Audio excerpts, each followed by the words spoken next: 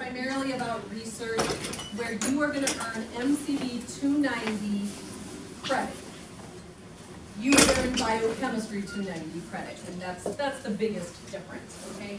So the way this is going to work is I'm going to give you some nuts and bolts, like what is research, how do you go about finding it, what do you have to do to enroll in MCB 290, and then I'm going to ask Dr. Slough to talk to you from the faculty perspective and tell you what he expects, what he looks for in undergraduate researchers and things like that. And we've got a panel of 3 students, Andy, Kimberly, and Macy, who are going to talk to you about the research that they do, how they found their lab, and what a typical day is like. There's really not a typical day in lab, I'll answer that really quickly, but they'll talk to you about what they do in lab. Okay? And we will have, when we do the panels, there will be time for questions and answers, so think about that as we go through. All right, so first thing I want to talk about is what is undergraduate research. So you are all undergrads, I presume. And one of the biggest perks of coming to the University of Illinois is the research opportunities that you have available to you.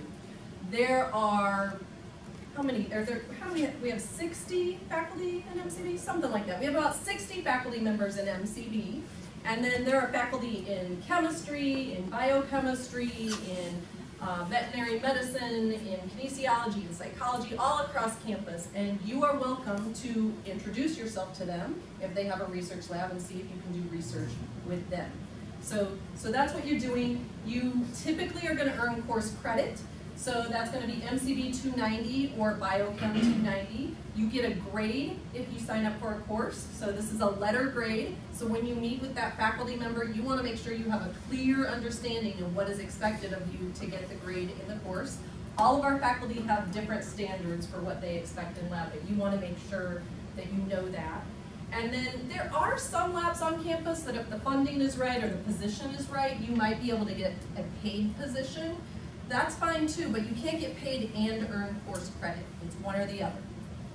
Okay, so that's just a quick overview of undergraduate research. So why should you do it? It is a really great resource to you. You are going to learn techniques that will help you in the real world. If you're going on into research, if you're going on to graduate school, if you're going on as a pre-health student, you're going to learn techniques. You're going to learn how to critically analyze and solve problems. The problem solving is a huge piece because you're going to be given a problem in lab. You're going to have to read journals or talk to other people in lab, get some background information, and figure out what steps to take to answer that problem. You're going to take those steps and get some sort of results, and then from those results you have to determine what those mean. Did your results meet your hypothesis? And if they didn't, what next? How many of you have been in a teaching lab on this campus and did the lab experiment and it didn't work? Okay, frustrating, right? Yeah, so that happens all the time in research. But a lot of times you can learn more from something that doesn't work than when it does. It doesn't always work the way that's expected, and so don't be disappointed when you're in a teaching lab and you try something and it doesn't work. You can go back and analyze that, figure out why it didn't work sometimes. Did you miss a step, or is it really not the expected outcome? Okay, so those are things that you can learn from research. It helps you tie in what you're learning in lab, or in your lab courses, to the things that are going on in the real world. And also it might help you to determine whether or not you want to go on to graduate school. So a lot of times we have students who come in, most of you as freshmen say you're pre-med, right? How many of you are pre-med? Okay, so it's usually about 80 to 90% of our student population. I'm not telling you not to go into medicine, but I know lots of students who once they get into a research lab kind of get bit by that research bug and then realize that graduate school might be for them, and so they go on to get a master's or a PhD and do some really great work from there. So this is a really good way for you to test that out and see if it might be for you. Okay, so how are you eligible to do MCB 290 or Biochemistry 290? You have to be a declared major in biology, MCB honors, or biochemistry, and you have to do research in an approved lab. If you are doing research with an MCB faculty member, it's approved. It's already been approved. If you choose to do research with somebody outside of MCB, then what you do is you write up a little proposal about the research you're going to be doing in that lab with the help of the faculty member. And you turn that in to room 252 Davenport Hall, that's our curriculum office, and we read over it, and if it looks something that might be molecular, cellular biology-ish, then we will approve it and you can still get MCB 290 credit for that. Okay? You have to be in good academic standing. We recommend that you do research only if your GPA is a 3.0 or above. That's not a hard and fast rule, and some faculty have different opinions on that. But from an academic advising standpoint, if your GPA isn't at least at a 3.0, adding research is going to stress your time. You're going to have less time to devote to your academics, and I don't want it to hurt your GPA. If you want to go to graduate school, if you want to go into a pre-health profession, your GPA has to be good, so that should be first and foremost, okay? Oh, sorry. You have to, this part is really important.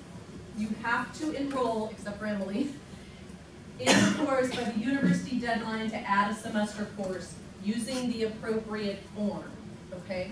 Our website has forms that you can download. You can pick them up in the advising office. You can pick them up in the curriculum office.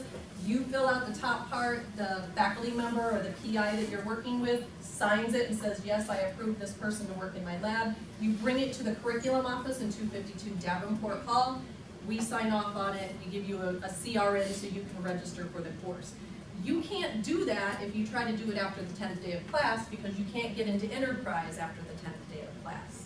Okay, so during the regular school year, spring and fall semesters, it's the 10th day of class. That's your deadline, 5 p.m. because that's when our office closes. During the summer, it's the 7th day of class, again, 5 p.m. Okay, any questions about that? All right, so what's the workload like? Typically, and I say typically because every faculty member has sort of their own requirements in lab, but typically we recommend that if you earn 1 credit hour of MCB 290 or biochemistry 290, you're spending at least 5 hours a week in the lab. That's during a regular 16-week semester. If you do research during the summer, that's usually more like 8 to 10 weeks, and so that's more like 10 hours a week in lab. So that's what you're going to be doing. 1 credit hour, 5 hours a week in lab, 2 credit hours, 10 hours a week in lab. Okay? You want to make sure, I'm going to reiterate this a bunch of times, that you have a clear understanding of what the faculty member you are working for wants. Because they are the person who's going to give you the grade at the end of the semester. So you want to make sure this is a job that you're taking on, even though it's not a paid job. Okay, I wanted to talk real quickly about this because I get a lot of questions about this in advising. Okay, some students say to me, well, I didn't continue doing MCB 290 because there's a limit on how much I can do, right? The answer to that is yes and no. There's a limit to how much independent research you can count towards graduation purposes, okay? So you all need 120 hours to graduate. Only 10 of those hours can come from MCB 290 or biochemistry 290. But that doesn't mean you can't take more, and I encourage you to take more. If you get involved in research, stay with it, and it works for you and it works for the PI, stay with it to graduation, okay? Every course, every semester that you take MCB 290, every credit hour you earn and every grade you earn will show on your transcript so that future employers and grad schools can see that. It's just that only 10 count towards your 120. And I have very few students who don't graduate because they don't get to 120 hours. So if you get involved in research and you like it and the professor wants to keep you, stay as long as you want until graduation. And 492 counts in that 10 too, right? It does not. Oh. So this is just for MCB 290 or Biochem 290. Once you take, if you want to do distinction, so for MCB students who want to do distinction, you do that only 1 semester, your last semester on campus, and you register for MCB 492 instead of 290, and that doesn't count towards the 10. So that will count towards graduation. Any questions about that? All right. So how do you find a lab? These are kind of the 5 steps that I would tell a student to work with if you're looking for a lab. Review information on websites, research faculty, make a list of faculty that you want to work with, create a student profile, and contact faculty via email. All right, so let's talk about our website. So we've got a lot of information on our undergraduate research website. And I will post these slides afterwards on the MCB workshop page, so take notes if you want, but I will post them so that you don't have to write everything down in tedious detail. So that's our general website for undergraduate research opportunities. The forms that I was talking about, you can't, they're a little bit blurry, but there's special forms for spring and fall, and there's a different form for summer, and so you can read through that, but you can download those forms there. You can also pick up hard copies in the advising office and the curriculum office. We have, on that webpage, we have a lot of handouts. If you like to read and print those out or pull them up, you can read through and see what other students have said. You can kind of get an overview of what I'm going to talk about today, which is how to get involved in undergraduate research. You can see what other students have said about the benefits that they got from it. We've got some podcasts and different things there. So check out our undergraduate research website. Look through that carefully. Why is this not moving? There we go. And then the second thing is you want to research faculty. So you know that you're interested in undergraduate research. You're here, at least you want to find out more about it. So you want to figure out who might be a good person for you to work with. And then you want to make a list of that. So this is the website I suggest students start at. It's sort of our MCB faculty directory. And it is listed by research interests and video, and there's video interviews. So when you go to the directory, faculty directory, you can, if you want, just look faculty up by name, but you can also go to research interests. So if there's a specific area that you would like to study, if you know that, you can click there and see all of the faculty in MCB who work on bioinformatics, or all of the faculty in MCB who do some sort of cancer research or something like that. So they will be listed there, and then you can click on that faculty's profile and get more information about them. If you're specifically interested in research as it affects disease, you can go to that link. And then we've got video interviews that our MCB honors students have done, where they've gone and interviewed faculty about their research. So it's like a 5-minute video or shorter that they talk to you, so you hear them in person and hear their excitement about the research that they're doing, hopefully hear their excitement about the research they're doing. So if you'd rather hear it than read it, you can go there. All right. So this guy's going to be talking to you in a little bit. This is what a professor's research profile looks like. So it'll give you their name, their title, the research topics that they work on in their lab, education, sort of their main project. And this isn't all of Dr. Slau's page, but kind of talks to you about this main project in the lab, and then there's a little paragraph that talks more about what they're doing, gives you some of his recent publications, sometimes there's figures and things like that. So when you look up our faculty, go under areas that you're interested in and then read through what our faculty are doing. Make a list of things that sound interesting to you. I would say make a list of at least 10 faculty that you are interested in working with. When the students talk, they can talk about how many they had to contact, but I say anywhere from 10 to 20. The thing is that not everybody is going to have an opening in their lab at the time that you're looking, and not everybody is going to pick you as a student at the time that you're looking. So you may have to ask several people. So I would make a list like that. This is the MCB page. Biochemistry has their own faculty page. Chemistry has their own faculty research page. IGB, the Institute for Genomic Biology, has a research page just for interdisciplinary work that goes on there. Beckman Institute has one. So you don't have to just stick with MCB, but I'm focusing more on that today, assuming that you are all MCB students or want to be MCB students. Okay? So that's how you do that. The next step is you want to create a student profile. This is kind of like an online resume. So you can go to our website, click on online student profile. You will log in and it will ask you, it'll look like this. You'll pick the term that you're interested in doing research. And then it'll ask you to fill out some questions. So just personal information, name, UIN, local address, things like that. But then on the further down, it asks you about campus experiences. So what semester are you in? Not what year, what semester. How many semesters have you been on this campus? It asks for your current major GPA. It asks if you've ever done research before or why you're interested in doing research. You can make that as short or as long as you want. There's probably a word limit. I don't know exactly what that is. But you want to fill that out. This is your online application. that you're going to send to faculty in MCB to let them know who you are and what they can expect in you as a student. All right? Once you fill that out and hit submit, that comes back to the advising office. And someone in the advising office will double check that what you said for your GPA is accurate, that you put the number of semester hours in there, that everything on there looks correct. And then we will approve it, send you an email back that says, congratulations, this has been approved, and it will include a link that you can send in your email to faculty. Okay? Any questions on the profile system? All right, so then the next step is to contact faculty. You've got your list of 10 to 20 faculty members. You're going to send them an introductory email.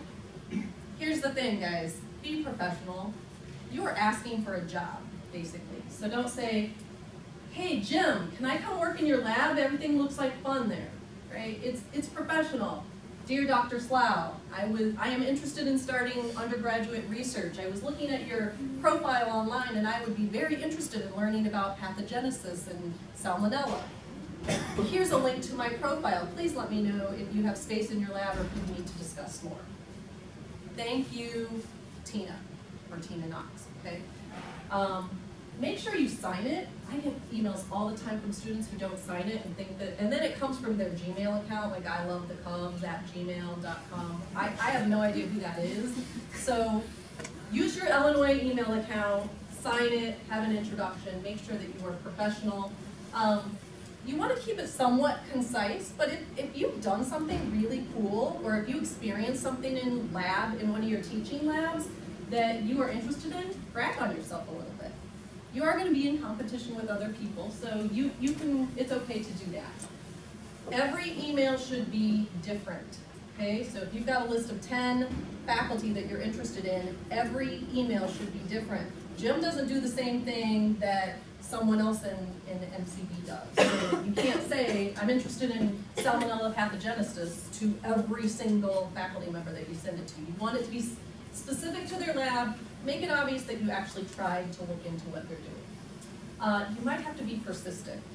So faculty get tons and tons of emails.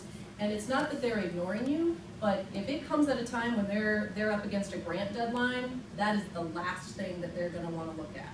Okay? So if you send it and you don't get a response within 3 days to a week, that's kind of the time I would suggest. Does that seem reasonable? 3 days? Or I'm not going to respond at all. Or you're not, okay, I'll let you talk about that. If you don't get a response within 3 days to a week, then you could send a follow-up, just sort of, not sure if you got my other email, just wondering if you have space in your lab, a shorter version, and you could do that up to 2 times. If there is somebody that you really, really are stoked about working with, you could potentially try to find out when office hours are and stop by, and just so that they have a face to go with your name. Don't expect to meet with them right then because they're busy and they're not expecting you, but at least then you could maybe find out what the best way to make an appointment to meet with them would be. Okay? And I'm going to let the students and Jim talk a little bit more in detail about this process. But don't be discouraged if you don't get a response. I've had students who have sent out like 3 emails, didn't get a response, and just gave up and said, I can't find research. Nobody will respond to me. You are going to have to ask multiple people, maybe ask multiple times. If you can't find a lab in MCB, there are lots of other places on campus to look. And Samantha works in bioengineering, right? Or Kimberly, sorry, your last name, okay. Kimberly works in bioengineering, so she can talk about how she found her research lab as well. Some of our students in the past have suggested working in batches, so you could send out 5 emails, kind of wait a little bit, and maybe send out the next 5, so you don't send all 10 to 20 at the same time and try to keep track of all of them. All right? There would probably be an interview afterwards. If a faculty member is interested, they'll want you to come and meet with them to talk about it. Dress nicely. You don't have to put on a suit. That would be overkill, but dress nicely. Business casual, come prepared. Make sure you've read through their research again so that you don't have to know it all. Clearly you're an undergrad and you haven't done research, most of you, before, but make sure you know a little bit, know the foundational material. And don't forget, how many times have I said this now? You think it's important? Don't forget to ask about their expectations. Know what they expect of you. How many hours a week do they want you in lab? What times do you have to be in lab? What happens if you're sick? What happens if you don't like the research? how are they going to grade you? Is there going to be a presentation at the end? Is there going to be a paper that you have to write? Each lab is different, so make sure you ask all of that. Be very honest about your time and availability, okay? I said academics should come first. It has to, because I want you to graduate, and you have to have a good GPA if you want to move on and do something else. So don't go in and say, oh yeah, I can be here 20 hours a week if you're taking 18 credit hours. That's impossible. You cannot do that. So be honest and upfront. Okay, so how do you enroll? There's paperwork that you have to fill out. I talked to you about those forms. You get it signed by your PI, the faculty member you're working with. That stands for Principal Investigator. You bring it to 252 Davenport for processing. Again, pay attention to deadlines. Those are your deadlines. Once you get involved in research, once you've signed up for it the first time, you don't have to go through all that paperwork again. There's an online renewal form that you can use, so you can do that. Okay, any questions about sort of those nuts and bolts pieces?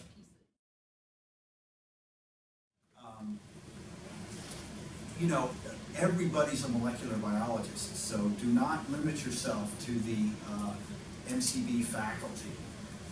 Core genetics and human genetics at your level are the same thing, right? So, you know, animal sciences, crop sciences, vet med, they're always looking for undergraduates down there. It's a little bit further of a trip down to their research lab, but they don't have undergraduates right down there, right? So there's lots of spots available down there. Crop sciences, they don't have nearly as many undergraduates as we do. So they're looking for people to work in their lab, right? So keep that in mind. Do not limit yourself to MCB. Okay, so again, I have certain biases, particularly for the work at my lab. So I tend to take students in their sophomore year, most recently. Again, many of you know that I teach MCB 250, so I usually like the student to have taken MCB 250. A, that tells me whether you understand the material. B, the stuff we do in my lab is MCB. And the reason I don't teach MCB 250 for no reason, right? The reason, the stuff that we do is, really molecular biology at that level. So if you've done well in that class, that tells me you'll be able to understand what's going on in the laboratory. I think students should, again, if you're really dedicated to research, should stay at least one of the summers and work more full-time in the laboratory. MCB has funding for undergraduates to stay for the summer. Many labs have funding if you don't have that, so you can apply for that. Once you're in the lab, then you can apply to stay in the summer. But to address the question that was asked earlier, I certainly know students who've been in my lab and then applied for other summer programs someplace else, and then come back. And yes, I allow them to come back into the laboratory. I mean, unless they're bozos, but most of the time allow them to come back into the laboratory. Or if you went away for a semester, that's fine. Now the reason I can get away with that is I usually give a student their own project. Now this is very variable between laboratories. There are some laboratories where you join the laboratory and the first thing you would do is wash dishes and make media, and you're somehow earning your way into actually being able to do experiments. I'm sure that getting 290 credit for washing dishes is not exactly what MCB has in mind, but again, different faculty have different philosophies about this. Some faculty will assign you to a graduate student, and you are their minion for a little while, right? And you help them do their experiments. I tend to like to give a student more of their own project, although Andy, in some regards, has been a minion a little bit, yeah. But the other undergraduates really have their own, project, and that's why I can let them go away and come back, because it's not stopping the research necessarily. Having said that, the project I give them is one that is kind of chancy. I just want them to see whether this will work, and we're working out things. And if they really do a great job, then maybe that'll be a graduate project later on. But if they fail utterly, they've learned a lot, and it's as far as the lab is concerned, that's okay. You've gotten your credit, you've learned a lot.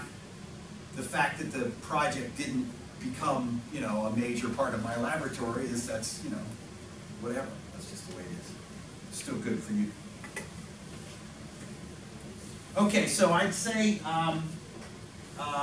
your responsibilities as far as the lab is concerned. So, you know, Tina talked about, you know, 5 hours per credit hour. You know, I don't worry about that, and I don't get hung up in that. The more time you spend in the laboratory, the more you're going to get out of it. Okay. Now, having said that, of course, I understand that you have other things to do too, right? It's not your own responsibility. So yes, you have to study, and finals, you know, finals week you're going to be there less, and midterm week you're going to be there less, etc. That's not the issue. The issue is really the ability to get anything done. So you can't, and particularly in my laboratory where we're working with bacteria, you know, I have to grow. You can't come in for 4 hours on Friday afternoon and get anything done in the laboratory, because you got to be there the next, you know, you're doing experiment, you got to be there the next day, you got to start the culture the day before. It's almost better to spend 45 minutes a day in my laboratory. You get more done 45 minutes a day than you would 5 hours on one day a week. It'd just be impossible to get anything done. And the more time you spend, the more, you know, the more you'll get out of it, and the more you'll get done. Just as simple as that. Again, once you get going, you know, you don't have to be there when I'm there, certainly. Right? And so, you know, and again, different people might have different philosophies, but we give the student a key to the door, outside door. They can get in at all hours of the night. You got a key to the lab. You can get in the lab at any time during the day or night, and you can do your experiments. You know, I've spent many a night as the only person in the laboratory when I was an undergraduate running a gel, right? There's just nobody else around. Okay? What else can I tell you? Go ahead. So like you said, if a student failed really miserably at their experiment, that doesn't affect their grade, I'm guessing. No. What I'm looking for, now it might have, well, what I'm looking for is that, frankly, you work hard. That's my main criteria. And that you try, and that you thought about your experiment. Now, you know, I mean, I've had mixtures of people, right? I mean, I'll be honest with you. I've had 4.0 undergraduates who couldn't tie their shoes. I mean, working in a laboratory and getting good grades are not always the exact same thing. I mean, there's a certain skill set involved in it, and that's why when we're interviewing students for graduate school, you have to have undergraduate research, because we have to know that you know what it means, and that you have, you know, have some experience. So I want the experiment to fail because the idea that I gave you was a lousy one, or the biology wasn't right, right? I don't want the experiment to fail because you're not paying attention to what you're doing and you're sticking the wrong stuff in the tube, or you're spitting in the tube, or you know, you don't know what sterile technique is, or things like that. I mean, so there's a difference there, right? If it fails because my idea was wrong, great. You get an A. And you know, one of our recent undergraduates is now a first-year graduate student at Princeton University, in one of the best departments in the country. And her experiments didn't work, but you know what? During her time in my lab, she proved that 2 different separate publications were completely wrong. And she couldn't recapitulate that data, which means that in the end, you know, she didn't really have much to show for it. But the point is, she's so good that I believe everything she did, and I think that publication is just completely wrong. She proved that they were wrong. Okay, what else can I tell you?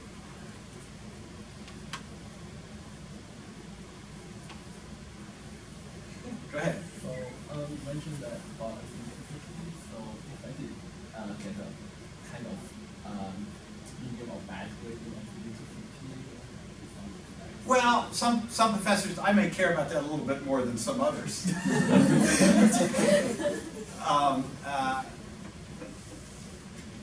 You know, I mean, not everybody's, I mean, there's people in this room whose GPA is much higher than mine was, I guarantee you that. How about that first statement?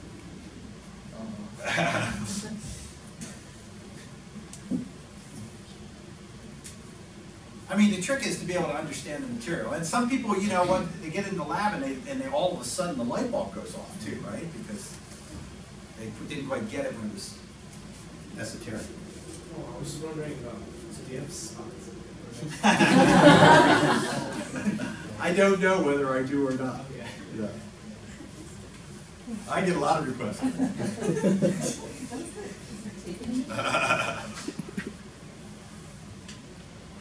Other questions for Dr. Slough? Okay, be persistent.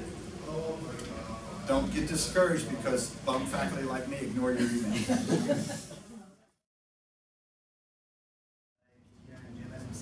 I'm Andy, I'm a junior in MCB Honors, and I've been with Dr. Slough for 3 semesters. How I got in was actually his own example of you have to be there at the right time asking the right thing.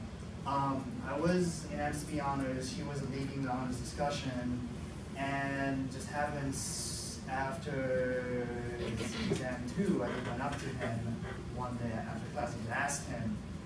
I was really interested in the work that he was doing, and do you have spots open? And he said, yes, come talk to me afterwards. And met with him 2 weeks after, and I got in halfway through my first semester sophomore year.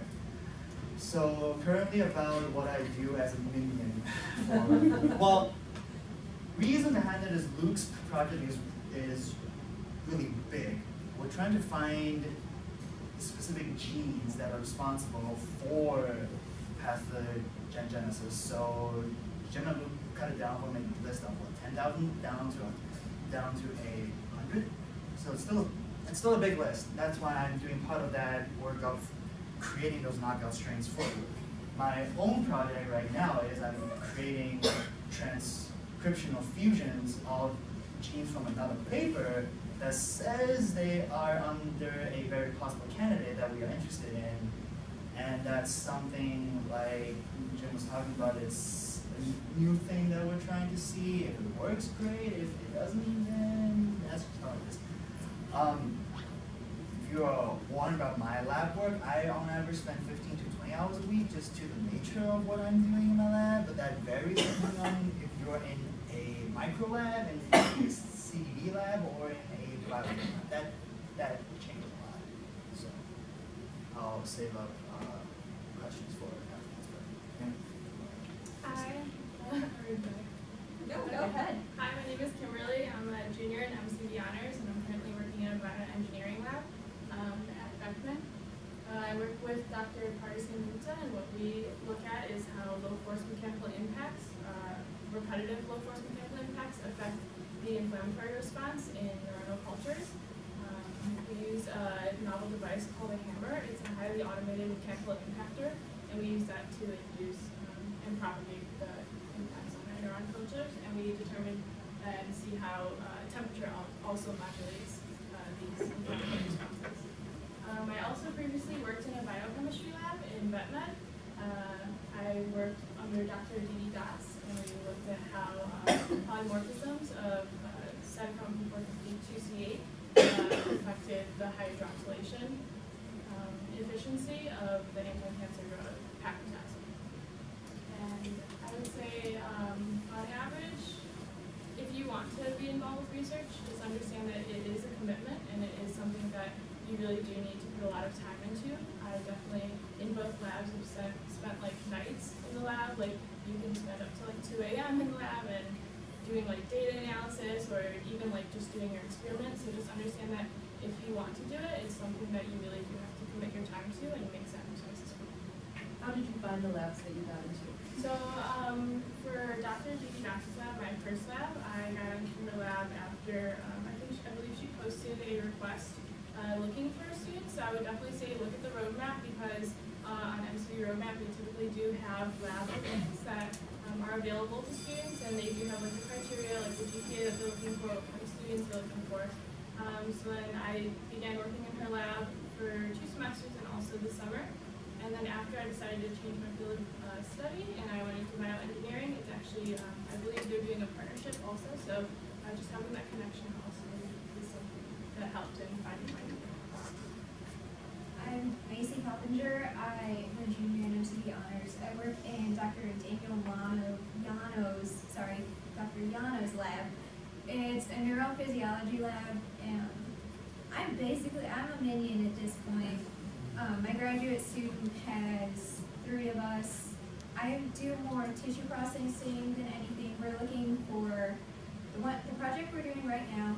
We're looking at the axons of neurons from a certain area of the auditory cortex and seeing what brain sections, what structures they go to. We work with mouse brains, so I like extract the brain, cut it, mount it, and look at it on under a microscope. My time is really variable. Depends on what my grad student has for me to do. A couple weeks ago, I was in for probably about 20 hours getting all my slides finished and looking at them under the microscopes, but now this week I haven't had anything to do. I think my PI and my graduate students are at a conference, maybe? I have not heard from them. I actually don't know, but most of the time I've been for at least a couple hours a week. And I found my lab as my advisor told me of a few labs that were hiring, and he emailed me back. So what questions do you have for these students? They're doing what you're hoping to do. Just out of curiosity, so what are your plans after undergrad? Okay, I'm on a pre-med track. I just took my MCAD, but I was actually for a time in Jim's lab thinking about doing an MD, PhD as well, because I did find I like research. So it is variable. I'm looking to pursue an MD PhD. I just want to do PhD. So Yeah. that's whole spectrum here. So Perfect. That's why I'm in the middle. Better. it's closer. Like Dr. Slav said, depending on what you want to do, it will kind of dictate what kind of lab you get into and what kind of project you're working on. So for example, in my previous laboratory, I worked under the mentorship of a graduate student, whereas now I'm working on my own project. So if you decide that you end up wanting to do a PhD or do an MD PhD, I would say find something that really does allow you to control and to work on your own projects so that you can kind of continue in your research and give yourself more experience for your future. But don't fret if you do start as a minion, because that's what I've been for 3 semesters, but if I get funding this summer, I'll start with my own project and continue that for your senior year.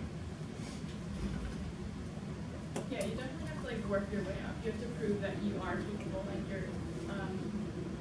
you're dedicated enough to be able to work on your own project and you understand the theory behind it and that you can work independently as well.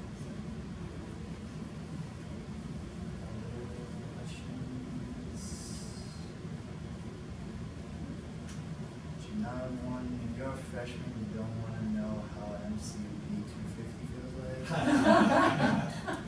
Nobody wants that? Okay. Let me comment on something Kimberly said though, because you switched labs in the middle. So I often get a question about people who are interested in applying for a PhD, for example. Is it better to be in multiple labs or stay in the one lab for a long period of time? And I think there's a trade-off there. Switching labs is okay, there's absolutely nothing wrong with it. Now, if I see a student who switch lab every semester, that's a different ballgame, right? Because you wonder why that is. But again, being in a lab for a long period of time, but then doing a summer someplace else or something like that, that's fine. Or in your case, you're in a lab for a little while, I assume, and then switching, but you're not going to switch again. Yeah, no, absolutely not. So just like going off of what Dr. Slau said, I do recommend not switching around too much at least. I would say staying in the same lab will allow you to really develop your understanding of what the lab is doing, because if you go to a different lab, you're going to have to learn all of what their lab is focusing on. So it's also beneficial if you're trying to do a senior thesis, because if you need to do a senior thesis, you have to be in one lab for a specific amount of time. I don't recall. I've got a slide on that, yeah. Okay, yeah, so people will go over that, but yeah, I would definitely say like don't switch around, and just find something that you're really passionate about, because that will help drive your motivation and also will kind of dictate how successful you are. And it does not define what you're going to do the rest of your life, right? Again, everybody's a molecular biologist, so what you do as an undergraduate is not going to limit what you could do as a graduate student, for example, or what medical specialty. What I'm talking about today is assuming that you're going to find one of our 60 faculty members in MCB to work with. If you can't, as Jim said, there are lots of great labs on campus that are like, they love our students because you know molecular genetics, and that can be used in so many different things. So if you do that, you're going to fill out the form for a non-MCB lab. You're going to work with the PI of that lab to write up a short proposal, less than 1 page, that tells us what you will be doing in lab. Not what the lab does, what you will be doing. It's important that we know what you will be doing. It can't be a literature review. It has to be you are actually working in the lab doing something. And then you'll sign up for MCB 290, but you'll sign up under Melissa Michael. She is our Assistant Director for Undergraduate Instruction, and she is sort of your pseudo-PI, just so that you can get it under the MCB rubric. Because somebody in chemistry isn't going to have a section in an MCB class for that. If you are signing up in MCB 290 under Melissa's section, those are drop-dead deadlines. Nothing after the 10th day of class, nothing after the 7th in the summer. You have to meet deadlines, okay? We try to meet deadlines as much as possible in faculty and MCB faculty labs, but there is a tiny bit of leniency, and I mean a tiny bit. So like if you have been looking for research and you don't get in to interview with the faculty member until the 2nd week of class, and then they offer it to you, and by the time you get the paperwork and all of that, it's like, let's say, the 15th day of class, come and talk to us, and we'll probably say, okay, but in the future, you have to meet the deadlines, all right? Now, you can't come to me at midterm and say, I want to add for the whole semester, because there's no way that you can catch up from everything that another student would have been doing for 8 weeks. But if you're within the first month of school, you can be a tiny bit lenient for MCB faculty. But if it's a non-MCB faculty member, no leniency at all. Okay? Because there's things that we have to communicate with that other person and make sure that we know what you're doing and things like that. This is a list of labs, not a comprehensive list, but this is a list of places where a lot of our students have done research in the past outside of MCB.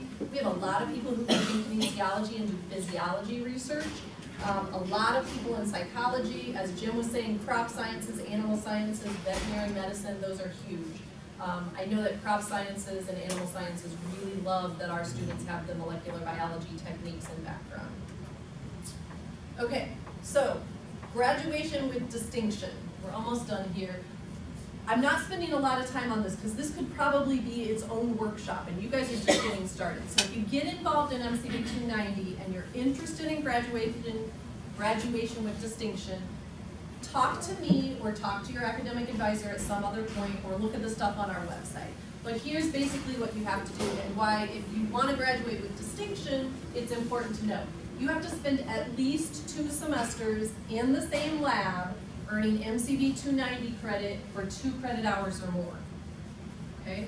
So if you are a junior, you're a current junior, that would probably mean, and you want to graduate with distinction next May, you would have to start in the summer, because that would count as 1 semester. You would have to do fall as MCB 290, and then in the spring, you would do MCB 492 for your senior thesis. Okay? If you're a sophomore, you've got a little bit more time. You also have to have the support of your PI And MCB 492 for distinction, other than biochemistry, because that's 2 semesters for you, is only in the very last semester that you are on campus. If you're not a graduating senior, you cannot register for MCB 492. Does everybody understand that? There's lots of information on our website about that. There's different levels. There's academic distinction. There's regular distinction where you just do a presentation. There's high distinction where you do a presentation and write a thesis. There's highest distinction, which has a GPA cutoff. So all of that is on our website, and I'll let you look at that on your own. And I just want a couple of take-home points. We almost made it within the hour. You're going to earn course credit and a grade for your research experience. It's a great experience. Start early. Beware of deadlines. If you have any questions, please feel free to come and talk to me or talk to one of your academic advisors. Beware of your faculty, or be aware, not beware. Be aware of your faculty expectations, okay? They're the ones who's going to give you a grade. They're the one that hopefully is going to write you a letter of recommendation at some point. So know what they expect. Treat this as a job, be responsible, have fun, learn a lot. Okay, so that's basically all I have. Quick summary of undergraduate research. We could talk about it forever, but what questions do you guys have?